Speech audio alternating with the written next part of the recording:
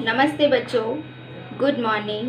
आज हम कक्षा 7 में विषय हिंदी पे कहावत के बारे में मैं आपको बताने वाली हूँ। यहाँ पर देखिए, ये कहावतें, बराबर। कहावतों का इस्तेमाल हम जीवन में कभी ना कभी करते हैं, बराबर। तो यहाँ पर पहली कहावत है, एक म्यान में दो तलवार नहीं समा सकती। पहला है, एक म्यान में दो तलवार नहीं समा सकती, अर्थात एक वस्तु के दो समान अधिकारी नहीं हो सकते। बराबर, हमारे पास एक ही वस्तु है, बराबर, और उसके अधिकारी दो कैसे हो सकते हैं। बराबर, कहता है कि ये मेरा है, वो कहेगा वो मेरा है, बराबर। तो वो एक ही वस्तु है तो किसी एक की ही हो सकती है, बराबर। तो जैसे कि यदि दो महत्वाकांक्षी लीडर एक पार्टी में रहेंगे तो सदा टकराव की स्थिति रहेगी, क्योंकि एक म्यान में दो तलवार नहीं रह सकती। बराबर, जैसे कि पार्टी एक ही है, बराबर, और उसके दो महत्वाकांक्षी का मतलब उसके अध्यक्ष हो सकते हैं, बराबर, या उस पद के लायक हो सकते हैं, बराबर। तो जैसे कि कोई एक पोस्ट है, बराबर, कोई एक पद है और वो कहेगा कि इस पद के ऊपर मैं बैठूंगा, एक दूसरा कहेगा कि मैं बैठूंगा, बराबर। तो एक ही सीट है तो हम उस पर दो व्यक्ति को नहीं बैठा सकते हैं, बराबर। तो इसको कह सकते हैं कि एक म्यान में दो तलवार नहीं। अगर वो दोनों वहाँ पर बैठेंगे भी तो वहाँ पर उनके अंदर उनके विचारों में विभिन्नता होने की वजह से हमेशा उन दोनों के बीच में टकराव होती रहेगी, बराबर। तो कभी भी एक ही वस्तु के दो अधिकारी हो नहीं सकते, ठीक है। फिर दूसरा देखिए, खोदा पहाड़ निकला चूहा। दूसरा है, खोदा पहाड़ निकला चूहा। अधिक मेहनत लाभ कर कम, अधिक मेहनत करना पर लाभ कम होना, बराबर। कभी कभी ऐसा होता है कि हम कोई चीज़ को पाने के लिए खूब मेहनत करते हैं, लेकिन उसके अंत में हमें मिलता कुछ भी नहीं है, बराबर, या छोटा सा ही लाभ होता है। तब हम कहते हैं कि मैंने इतनी बड़ी मेहनत की लेकिन मुझे मिला क्या, बस इतना सा।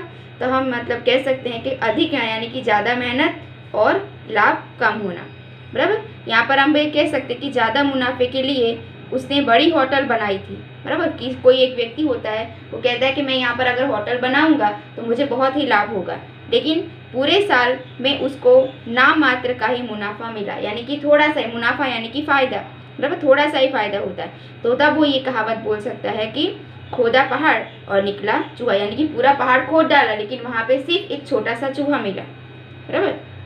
चलो, फिर तीसरा है, जिसकी लाठी उसकी भैंस। जिसकी लाठी उसकी भैंस। यहाँ पर है, शक्तिशाली की ही जीत होती है। मतलब कि जो शक्तिशाली होता है वही जो है जीत हासिल कर सकता है, बराबर। वो चाहे पैसे से हो, चाहे बाहुबल से हो, या चाहे शिक्षा में हो, बराबर। लेकिन जिसके पास अधिक शक्ति होगी, चाहे किसी चीज़ की, बराबर, अगर वो चाहे पढ़ने में होशियार है और उस विद्या के लिए शक्तिशाली है, बराबर। अगर कोई बाहुबल से शक्तिशाली है या कोई पैसों से शक्तिशाली है, बराबर, तो जीत उसी की होती है जो हर क्षेत्र में शक्तिशाली होता है, बराबर, मजबूत होता है, बराबर। तो यहाँ पर देख सकते हैं कि सेठ जी ने अपने निर्दोष नौकर पर चोरी का इल्जाम लगाकर उसे 2 साल के लिए जेल भिजवा दिया, बराबर। किसी ने ठीक ही कहा है कि जिसकी लाठी उसकी भैंस, यानी कि सेठ जी हैं और उसके सामने उनका नौकर बेचारा, उसके पास ना धन दौलत है ना ही कोई शक्तिशाली है, बराबर। इसकी वजह से सेठ जी उसको डरा धमका कर, बराबर, सेठ जी ने उसके ऊपर अपना हक जमा लिया है, बराबर। यानी कि जिसकी लाठी उसकी भैंस, यहाँ पर हम बोल सकते हैं जो शक्तिशाली है उसी की जीत होती है, बराबर।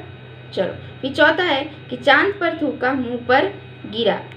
चांद पर थूका मुंह पर गिरा, मतलब कि क्या, सज्जन की बुराई करने से अपना ही नुकसान होता है, बराबर। यहाँ पर आप कहावत के मुताबिक प्रैक्टिकल करके भी देखो कि चांद की तरफ मुंह करके आप थूकोगे तो वो थूका के नीचे ही गिरेगा, बराबर। आप चांद की तरफ यानी कि आसमान की तरफ मुंह पर आप थूकोगे तो वो सीधे अपने पर ही वापस आएगा। तो वैसे ही चांद जो है वो सज्जन व्यक्ति यानी कि अच्छे व्यक्ति की तरह है, बराबर। अगर आप उनकी बुराई करने के लिए जाओगे तो क्या होगा, हमारा ही नुकसान होगा।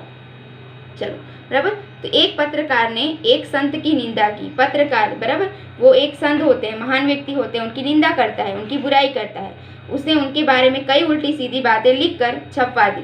पत्रकार को उनके ऊपर गुस्सा आया होगा, बराबर। तो वो जो सज्जन व्यक्ति थे, जो संत आदमी थे, बराबर, उनके बारे में उल्टा सीधा कुछ लिखकर वो पत्र में छपवा देता है, बराबर। लोगों ने उसे समझाया पर वह नहीं माना, क्योंकि उसको उस संत के ऊपर बहुत गुस्सा था और संत को बदनाम करना चाहता था वो, बराबर। एक दिन वह संत के कट्टर अनुयायियों के हाथ पड़ गया, यानी कि संत होते हैं, बराबर, तो उनके भक्त भी होंगे ना, बराबर, उनके अच्छे चाहने वाले भी होंगे, बराबर। तो उनके अनुयायी यानी कि उनके जो सेवक थे वो उनको हाथ लग जाता है, वो उन्होंने उसकी अच्छी धुलाई कर दी। तब वहाँ खड़े एक व्यक्ति ने कहा, अरे भाई, चांद पर थूका और मुंह पर गिरा, यानी कि बड़ा उनके जो अनुयायी थे, उनके जो सेवक लोग थे, उनके भक्त लोग थे, उनके चाहक थे, वो लोग उनको उस पत्रकार को पकड़ते थे और सबके सामने उसकी धुलाई कर देते हैं, बराबर। तब वहाँ से जो भीड़ जमा हुई थी उसमें से कोई बोलता है कि देखा, चांद पर थूका, यानी कि ऐसे सज्जन लोगों की तुम बुराई करो, जो सीधे साधे लोग हैं उनकी तुम अच्छे लोग हैं, उनकी बुराई करोगे तो यही फल तुम्हें मिलेगा। तब ऐसे बोला जाएगा कि चांद पर थूका मुंह पर गिरा। चलो फिर आगे है छोटा मुंह बड़ी बात। यहाँ पर देखिए, छोटा मुंह बड़ी बात, अपनी योग्यता से बढ़कर बात करना। मतलब कि क्या, हमारी योग्यता है सिर्फ 5 काम करने की, लेकिन हम बड़ी बड़ी बात करेंगे और कहेंगे कि मैं तो 10 काम करके आया, बराबर। यानी कि काम थोड़ा करेंगे लेकिन उसको बड़ा बड़ा कर बोलेंगे, इसको कहते हैं कि छोटा मुंह बड़ी बात, बराबर। यहाँ पर देखिए कि मुनीम जो होता है वो एक लड़की की शादी करनी, मुनीम को लड़की की शादी करनी थी, अपनी बेटी, बराबर। उसने एक शानदार हॉल में शादी रखी और 5 सितारा होटल में भोज रखा। 5 सितारा का मतलब आप जो बोलते हो ना 5 स्टार होटल, वो, बराबर। उसके मुंह से इन सारे आयोजनों की बात सुनकर सेठ बोले, भाई यह तो छोटे मुंह बड़ी बात हो गई। मतलब कि क्या, हमारी जितनी हैसियत होती है उतनी ही बड़े हमें काम करने चाहिए, बराबर। लेकिन मुनीम जो था उसको वो क्या ना दिखावा भी करना था, इसलिए वो अपनी बेटी की शादी 5 स्टार होटल में करता है। तो वहाँ के लोग जो थे, बराबर, आयोजक थे वहाँ कर, वो बोलते हैं कि यह तो छोटे मुंह बड़ी बात हो गई। चलो फिर तीसरा है, आगे है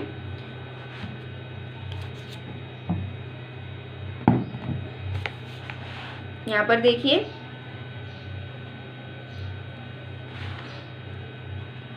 दूर के ढोल सुहावने लगना, बराबर। दूर से हर चीज अच्छी लगती है। दूर के ढोल सुहावने लगना का मतलब दूर से हर चीज जो है वो अच्छी लगती है, अर्थात कोई भी चीज़ आप देखोगे तो वो दूर से हमें अच्छी लगेगी, लेकिन जब आप पास जाकर देखोगे तो हमें उसकी जो सुंदरता जो हमें दूर से मोहक लगती थी वही चीज़ हमें अच्छी नहीं लगेगी, बराबर। एक बात है कि एक स्वस्थ युवक अमेरिका से आया था। एक सज्जन ने उसे देखा और उससे बातें की। वे उसकी बातों से बहुत प्रभावित हुए, बराबर, क्योंकि वो अमेरिका से आया था, बड़ी बड़ी बातें कर रहा था, बराबर, अंग्रेजी बोल रहा था। तो एक युवक देखता है, उसे मोहित हो जाता है, उसके प्रभावित हो जाता है, बराबर। बहुत प्रभावित हुए और उसे अपनी लड़की दिखाई, बराबर। वो तो अपनी लड़की की शादी करने के लिए भी तैयार हो गए। युवक को लड़की पसंद आई। लड़की भी युवक से विवाह करने के लिए राजी हो गई, क्योंकि वो भाई अमेरिका से आया था, बराबर। विवाह के बाद जब लड़की अमेरिका पहुंची तो पता लगा कि उसका पति वहां के एक होटल्स का बेयरा है और छोटी सी जगह में रहता था। लड़की को बहुत पछतावा हुआ और उसने मन ही मन कहा कि सचमुच दूर के ढोल सुहावने लगते हैं, बराबर। वो तो यहाँ पर इंडिया में आया था, उसको लगा कि ये तो अमेरिका से आया, बहुत पढ़ा लिखा होगा, अंग्रेजी में बोलता है, बहुत कमाता होगा। लेकिन जब वो लड़की उससे शादी करके उसके देश वापस गई तो पता चला कि एक होटल का बेरा यानी कि होटल का ध्यान रखने वाला छोटा सा एक मामूली सा इंसान है, बराबर। और वो जो एक छोटी सी जगह में, उसका कमरा भी बहुत छोटा था, बराबर। तब उस लड़की को पछतावा होता है कि ये मैं कहाँ से इसके साथ शादी करके आ गई, बराबर। ऐसे फिर वो कहावत बोलती है कि दूर के ढोल सुहावने लगते हैं, यानी कि जब ढोल दूर बज रहे होते हैं ना तो वो अच्छे लगते हैं, लेकिन जब वही ढोल हमारे पास में आकर जब बजते हैं ना तो वो हमारे कान पका देते हैं, बराबर। चलो फिर आगे है दोनों हाथों में लड्डू।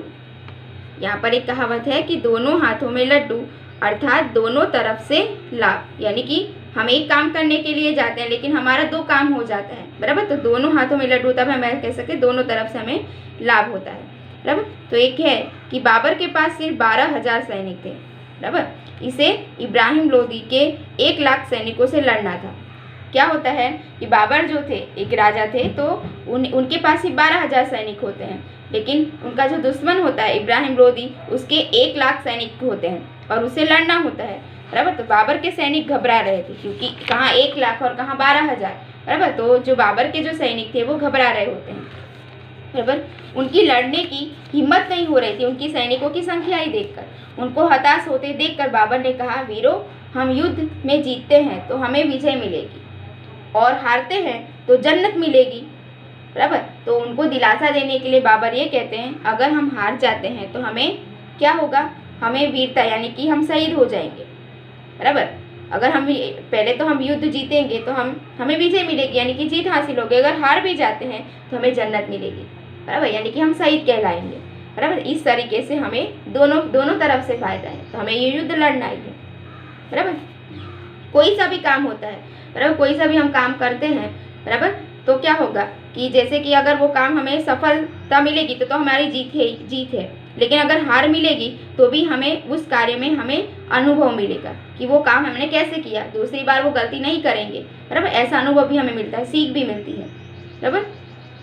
चलो फिर आगे है, अंत में है, सांप भी मरे और लाठी भी ना टूटे, सांप भी मरे और लाठी भी ना टूटे, बिना हानि उठाए काम बन जाए। मतलब कि क्या, बिना हानि उठाए काम बन जाए, यानी कि हमें कुछ खर्च भी ना करना पड़े और हमें फ़ायदा भी हो जाए, तो इसको कहते हैं कि सांप भी मरे और लाठी भी ना टूटे।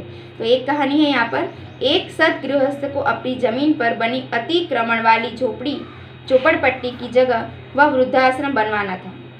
क्या होता है कि एक झोपड़पट्टी वाली जगह होती है और बहुत बड़ी होती है, तो वो कहता है कि यहाँ पर मैं वृद्धाश्रम बनवा लूँ। उसे पता था कि लोग आसानी से जगह छोड़ेंगे नहीं, बराबर। वहाँ की जो झोपड़पट्टी थी, तो अब वहाँ के लोग हैं वो आसानी से जगह छोड़ने वाले नहीं हैं, तो वो कुछ सोचता है। अतः उसने अतिक्रमण अधिकारी से इस बात की शिकायत की, बराबर। उसने क्या किया कि वहाँ के जो मालिक थे उनसे वो शिकायत कर देता है कि झोपड़ी वाले सभी बीपीएल के लोग हैं, बराबर। क्या बोलता है कि झोपड़ी वाले सभी बीपीएल के लोग थे, इसलिए अधिकारी ने सरकारी आवास योजना के अंतर्गत सभी लोगों के लिए आवास की व्यवस्था की और झोपड़पट्टी खाली करवा दी, बराबर। उसने क्या कहा कि वहाँ के जो अधिकारी थे उनसे कहा कि यहाँ के जो सारे लोग हैं वो बीपीएल यानी कि वो गरीबी योजना के नीचे आते हैं, बराबर। तो यहाँ पर क्या होता है, इसके लिए उन लोगों के लिए सरकारी यानी कि सरकार के द्वारा आवास योजना की व्यवस्था करवाना, और इसकी वजह से क्या होता है, उनको घर भी मिल जाता है और उसकी जगह भी खाली हो जाती है, उसके 2 काम हो जाते हैं, बराबर। तो यहाँ पर देखिए कि यह देखकर वो सतगृहस्थ खुश होते हैं और मन ही मन कहते हैं कि सांप भी मर गया और लाठी भी न टाटी, यानी कि अगर वो खुद वहाँ पे बस्ती खाली करवाने जाता तो क्या होता, वो बेचारे बेघर हो जाते, उनके पास जो भी कुछ झोपड़पट्टी तो झोपड़पट्टी सही, बराबर, भले ही झोपड़ी थी लेकिन घर तो था।